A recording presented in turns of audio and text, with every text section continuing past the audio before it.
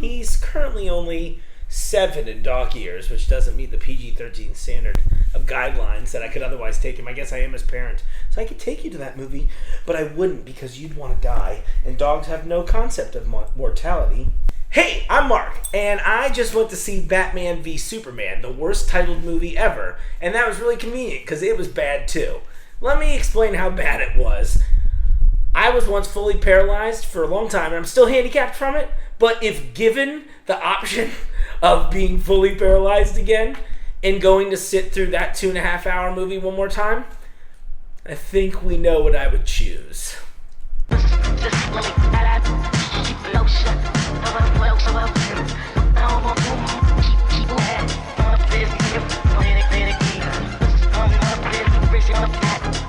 So like many shitty movies, this movie starts at a funeral, so you already know it's going to be off to a dour, terrible note. And what's really funny to me is the whole opening sequence it turns out to be a dream sequence, but there's never really a moment where they make it clear that it's a dream sequence, which is kind of a problem for this movie. You spend like the first 2 minutes just kind of going, what the fuck is going on? They show you the death of Bruce Wayne's parents in the most emotionless way possible. However, in probably the best shot sequence of the whole movie. And don't worry, if you missed it the first time, you'll see it again in the third act. Even longer and exactly the same shot, so that was exciting. Let's see here.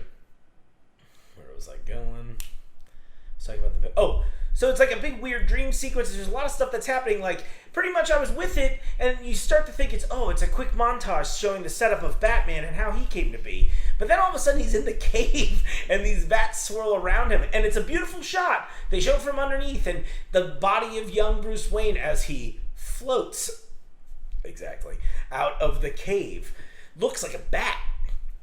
And I'm sitting there like, wow, that's a really beautiful shot. They probably just did this to get this cool shot, and I'm already hip to the problems of this movie. Thankfully, a few seconds later, they make it clear that it's a dream. I think the sentence is something like, that's how the dream starts, because that's another typically good dialogue. This was written by a fucking Academy Award winning, or at least nominated screenwriter that did Argo. I can't believe he wanted his name on this still. So we go from there, and then you'll pretty much spend, like I said, you spend the first 2 minutes pretty much just saying, what the fuck is going on? And it's cool, because about 43 more minutes later, you're probably thinking to yourself, what the fuck is going on? So I'm not sure what the story of this movie was. I'm not sure why anything really happens. It kind of opens up, and I feel like they wanted it to be this kind of, because every superhero movie secretly wants you to think about 9/11 and watching buildings just explode. That's why they always have it set in the Metropolis area and blowing shit up. So this time shown from the eyes of Batman, which actually, funny enough, to the people with me, did not seem to necessarily grasp immediately that that's what this was. They kind of just assumed it was like another Superman sequence that Batman was mad about. I don't think they made that very clear. Probably because of one of the weirdest errors, and I think in the movie, it's a strange change for no reason. Gotham City and Metropolis are now on opposite sides of a lake. Not a huge body of water, to the point that there's a plot, a moment in the story where Superman is floating over Metropolis, and Lex Luthor's like, go kill the Batman. And Lex Luthor's like, go kill the Batman. You fucking asshole dog. God damn it, dude. What are you gonna keep chewing the fuck out of that duck and knocking my phone on the floor in the middle of this? You don't even understand half of what I'm saying. Plot point, he turns and tells Superman to look. You'll see him in the distance. And literally, at the distance that I would normally think Batman sees the bat signal, that's how far Superman is floating over Metropolis. I thought that was a really strange thing. It smacks of being super lazy, and it doesn't really make sense that, I guess I just don't understand why Bruce Wayne would have a business across the lake and an empire on the other side of it. It just didn't really make sense to me. The movie in general, there's some good acting. I don't even know if that's true, actually. Ben Affleck, I really wanted to be a supporter of him, and when you put him in the Batman suit, it's pretty badass, physically imposing, pretty scary overall. And then when you take him out of the mask, he mostly just has the face of somebody gritting their teeth angrily. I believe dentists call it bruxing. That's the typical medical term for it. And he just does that. That's the only Bruce Wayne move. I don't want to say that he's a bad Bruce Wayne, because he literally has nothing to do in this movie as Bruce Wayne besides fucking go to a board of... I think the only scene I can think of is he goes to a board meeting and he doesn't say anything, and then there's something shitty happens on TV and he stands up, and he looks at the camera a little bit off to the side like I am now. Plain face, grind your teeth. And rinse, wash, repeat. I wanted to be a supporter of yours, Mr. Affleck. You've earned the sad Affleck meme by not stepping in as a fucking better director and being like, I think what you're doing here is terrible. I almost want to blame you more for this movie now because I know how talented you are. I fucking watched The Town, dude. That shit was awesome. Argo was awesome. Didn't you do Gone Baby Girl 2? Gone Girl, what the fuck was it called? It was some movie and you fucking put your brother in it. That shit was awesome too. So awesome I can't remember the name in an important moment. I feel like the people that made the movie don't know why people like Superman, or don't get it anyway. And maybe that's a Warner Brothers thing. I don't read the comics anymore, so I don't really give a shit. But I also kind of thought the whole point of Batman and Superman both fighting and being on a team together is to show the contrast in personalities, right? Because I would assume that there's probably a lot more fun shit to think about if the characters are different. They have conflict. There's probably natural conflict. Something that got me in the movie in general was that they don't really set up the conflict. Batman's mad because he saw the shit go down. And that makes sense, because Batman apparently is supposed to be old, and he sees this, effectively a god going in and destroying a city in front of his eyes, killing people he knows and destroying his old business there. I get it. But, Batman's also supposed to be a really smart detective, and they treat him like the dumbest fucking dude in the whole movie. The whole time he never asks any question, he never does anything smart. And by the way, they play Superman kind of the same way. It's really weird because when Batman and Superman finally meet briefly, and you've seen the moment in the trailers where he bumps into him with the Batmobile, and then, do you bleed? And, bury the bat and all that bullshit. They've literally not met yet. I especially don't understand why Superman is mad at him, except that he's there chasing the bad guys, and he's like, bury the bat, just stop being Batman. I'm out of here. And then Batman asks if he bleeds, and he repeats the answer after this. It didn't really make any sense. I don't know why they were fighting. I don't know why they were even mad at each other, besides they're we both have suits. Because, and maybe that's a good enough reason, because the reason they stop fighting is equally fucking stupid when they go, our moms have the same name. You're probably not a potential threat to Earth anymore. I no longer want to be in conflict with you. It doesn't make any sense. What the fuck? Now, I will say, as a comic fan, I'm kind of mad at myself for not fucking realizing that both Martha Kent and Martha Wayne were obviously named Martha. A little disappointed in myself. That said, that's the dumbest fucking reason to do it. So to tie back all of that, they repeatedly do these weird, dream sequences. So we mentioned the opening sequence. At some point during the movie, Batman is, working with some encrypted files, and he's waiting for them to crack on his computer. And they never acted out that he looks tired. It's clear it has to be a reshoot or something weird, because he's just in process, and then he sits there and grits his teeth so for a second, and then it just randomly cuts, and Batman is suddenly in the middle of Mad Max Fury Road. We see a giant Omega in the desert and all this weird shit going on. And there's a sting. Batman's trying to buy kryptonite suddenly. Turns out to be bullshit. All of his dudes get murdered. Then Batman shoots 45 dudes, which was really weird and didn't really make a lot of sense. You've probably seen the bit in the previews where Superman and his troops are there, and they rip the mask off, and he's yelling at Batman in the cave.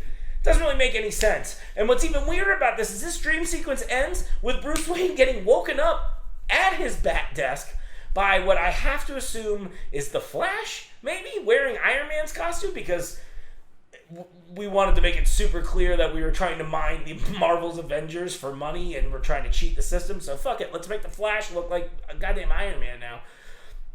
And some dude yells some cryptic message about Lois Lane being the key, and that Batman knows what's going on. And then all of a sudden he wakes up again. It was really weird. Why the fuck would you wake up out of a dream to wake up out of another dream? Which one was the dream? It's pretty common in the comics for Flash to do weird Speed Force shit and come through time like that, but it didn't make any sense. The whole thing didn't make any fucking sense. There was no story. We're an hour into the movie and nothing's happened still. They want you to think about 9/11. They want you to think that this is a problem. And you think for a minute that they're going to be like, maybe this can be like smart social commentary. And it sucks because watching the movie, I keep going, maybe everybody's wrong. Maybe we're about to hit this point where they're really going to like discuss like the dangers of these superheroes and the danger of having a god who might do a bad thing. And Clark has to prove himself and like really be a fucking awesome person is really there to help. But they never have that moment. They kind of just gloss over it. They're just like, oh, by the way, Batman's still really fucking pissed off about this. And meanwhile, Superman somehow, and how I fucking didn't mention this yet, pretty much gets blamed. Or what the fuck was it? He gets...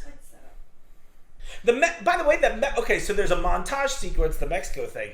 The montage sequence is probably the best scene in the movie. It's a sweet montage of like Holly Hunter's playing some senator type, and she's going on about like, you know, super beings, blah, blah, blah, and a bunch of buzzwords, and like it's not really dialogue. She's just kind of saying things. She sounds like she's talking for the trailer. I'm sure it's probably the same fucking dialogue. And they show Superman saving all these people, and she's like, you know, he can be a beacon of hope. And again, I'm thinking to myself, like, maybe they're going to get it this time. Forgetting that everybody that's seen this movie has been like, this isn't a movie. This is just pictures on a screen, and you're going to hate it. So the plot gets kicked off-ish by framing Superman for shooting people in the desert.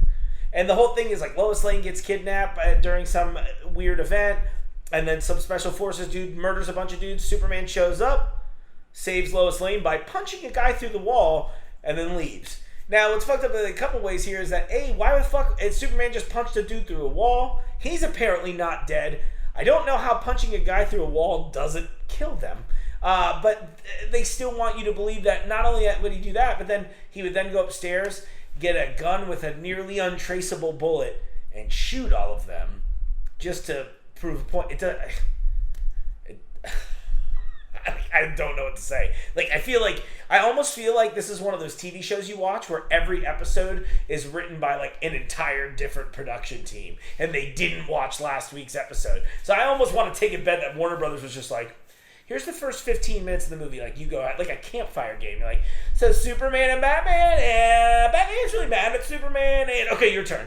Okay, Alfred's kind of a snarky shithead, but you kind of like him for a second, and okay, go. And Superman's in Africa now, and he needs to shoot people with a gun? And then someone's like, what the fuck? And then they decided, like, well, let's throw in a better act. So many things, man. So many things that make me mad about this. Did it ever get better? I don't know if it did. You know, a lot of people talk shit about Social Network, Jesse Eisenberg, a lot about being bad in this movie. Oddly enough, and I don't, maybe I'm just a terrible judge of things that are fucking dog shit, but no, seriously, I thought he was the best part of the movie. Like, I bought him being a psychotic lunatic. Like, it worked for me. Maybe it's not Lex Luthor in the same way, but I don't know that I necessarily feel that tied to this. I fucking don't know. I don't know why we keep doing the same shit.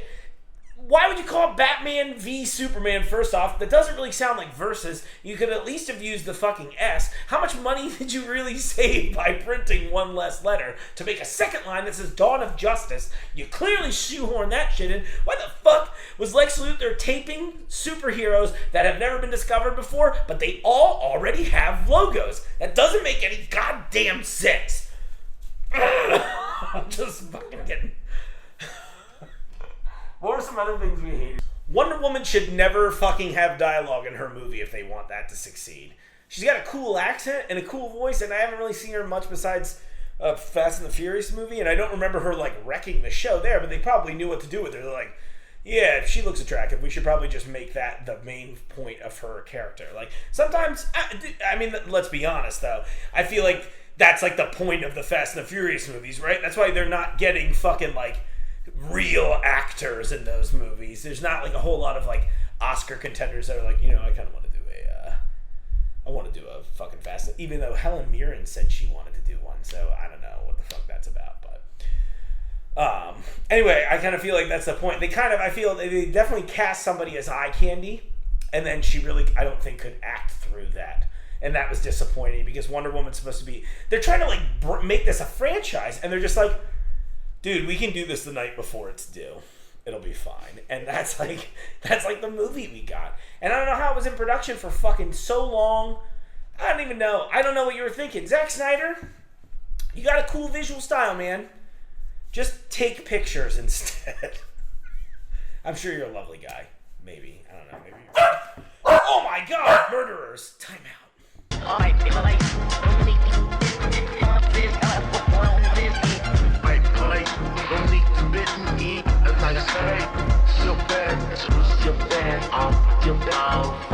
No need to shit on the end. Like spit or